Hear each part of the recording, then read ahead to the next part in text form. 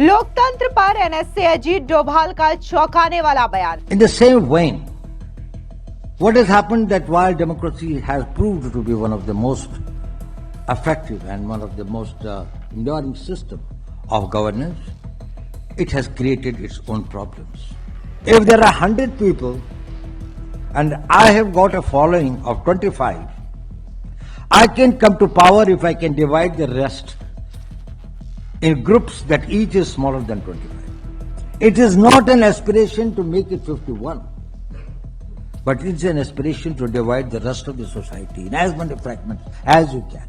नेपाल, बांग्लादेश और श्रीलंका में हुए तख्ता पलट पर एनएसए अजीत डोभाल का बड़ा खुलासा। Cases of the change of regimes through non-constitutional methods in Bangladesh, Sri Lanka, Nepal, and others were actually the gilding cases of the bad governance, and that is how the governance matters.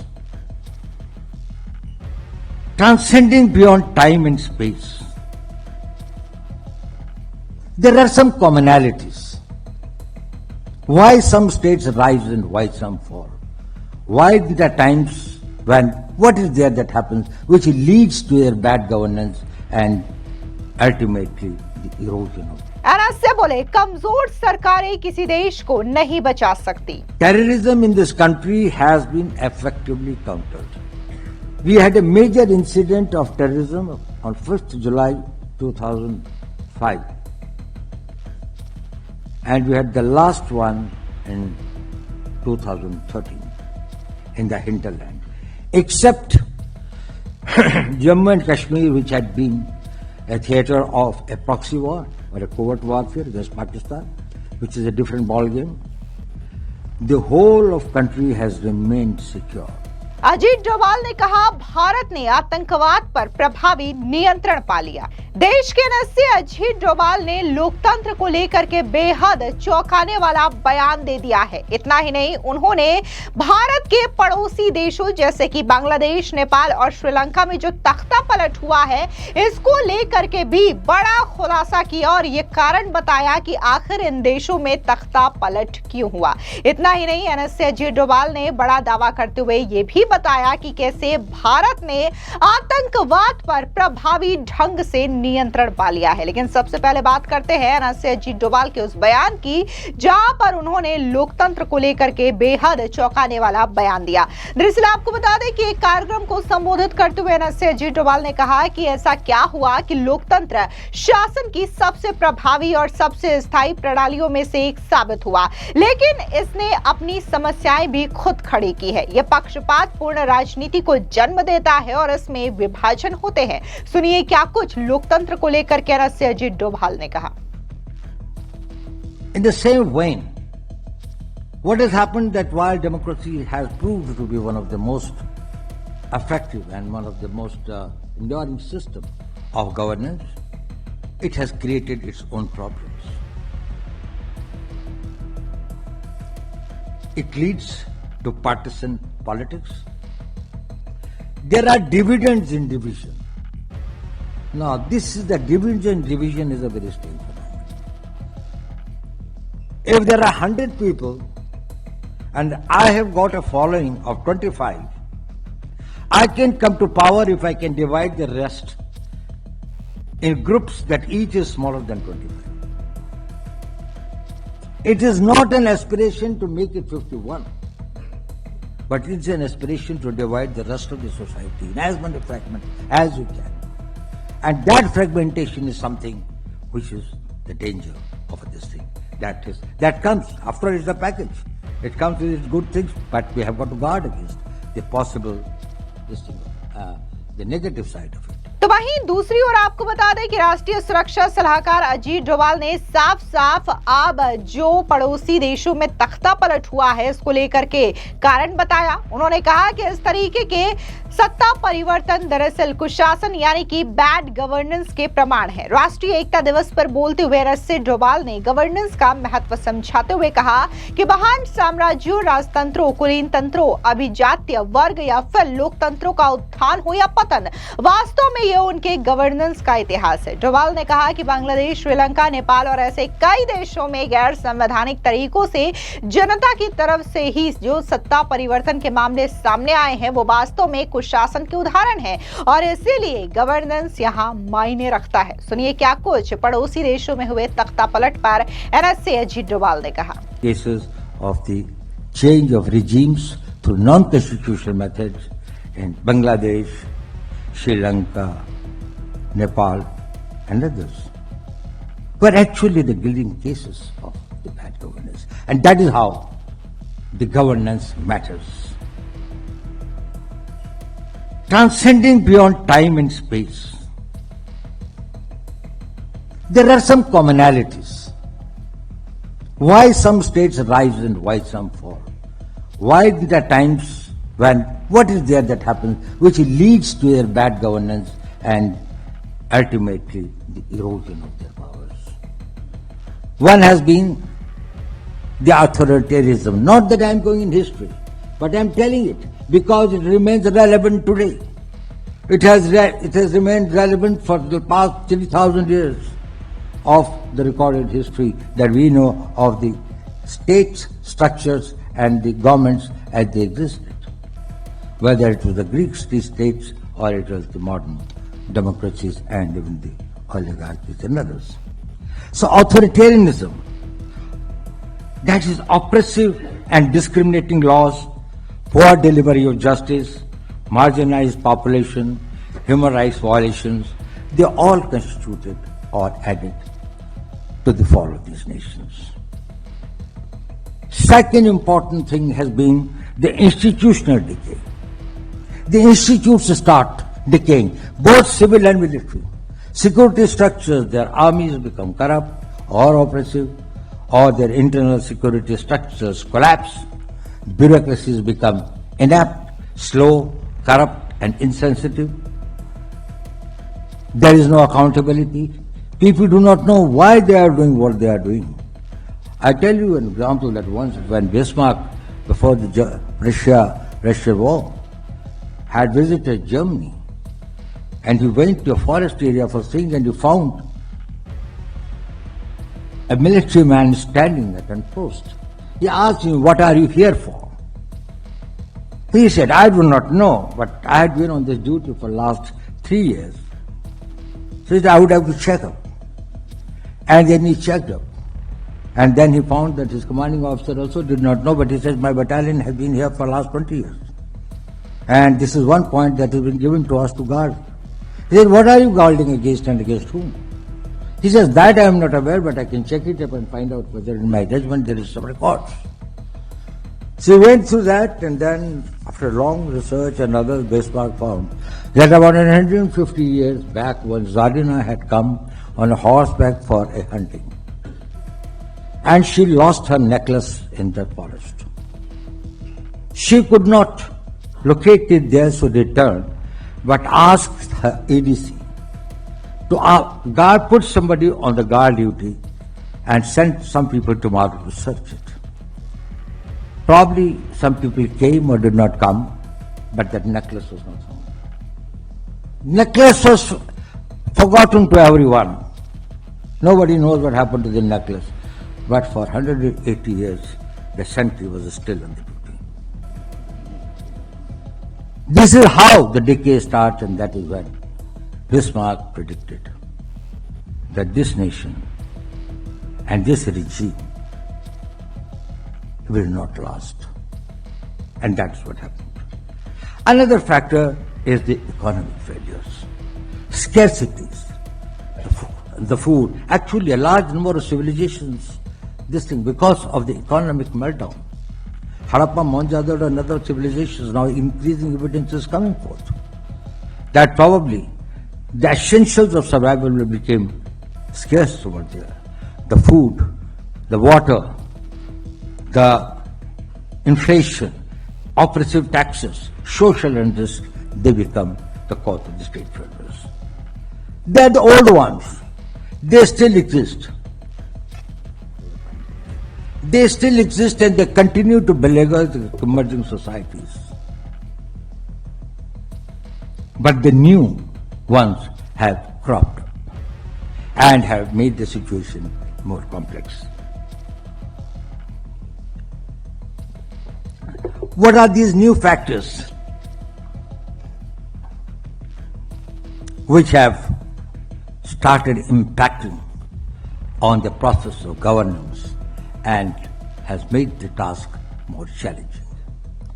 One is the centrality of the common man.